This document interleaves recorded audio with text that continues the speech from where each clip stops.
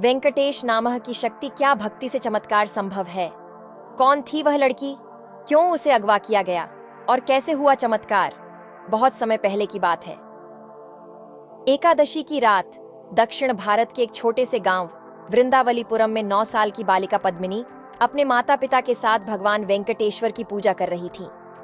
वह बचपन से ही भगवान विष्णु की परम भक्त थी और दिन रात वेंकटेश नाम का जाप किया करती थी।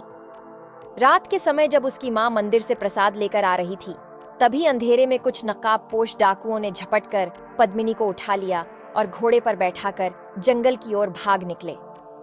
डर और भक्ति की परीक्षा पद्मिनी की आंखों में आंसू थे, पर उसका विश्वास अडिग था।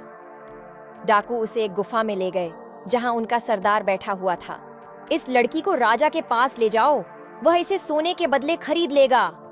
सरदार गरजा, लेकिन पद्मिनी न डरकर बस आंखें बंद करके जाप करने लगी, वेंकटेश नाम, वेंकटेश नाम। डाकुओं ने उसकी हंसी उड़ाई, ये भगवान तुझे बचाने नहीं आएंगे। लेकिन तभी एक अद्भुत घटना घटी। गुफा के बाहर अचानक भयंकर आंधी चली, पेड़ों की डालियां टूटने लगीं, आसमान में बिजली चमकी और एक विशाल दिव्य पुरुष प्रकट हुए। उनके शरीर पर पीला वस्त्र था, उनके मुकुट से तेजस्वी प्रकाश निकल रहा था और उनके हाथ में गदा थी। डाकू डर से थर थर कांपने लगे। यह तो स्वयं श्रीनिवास हैं। भगवान वेंकटेश्वर की शक्ति से पूरी गुफा कांपने लगी। डाकुओं ने घबराकर अपने हथियार फेंक दिए और चरणों में गिर पड़े। हे प्रभु, हमें क्षमा कर दीजिए। लेकिन भगवान कुछ नहीं बोले। अचानक डाकुओं की आंखों के आगे अंधेरा छा गया और वे मूर्छित होकर गिर पड़े। पद्मिनी ने आंखें खोली तो देखा कि वह अब एकदम सुरक्षित थी। एक साधारण ग्रामीण युवक उसे अपने गांव के पास छोड़कर चला गया।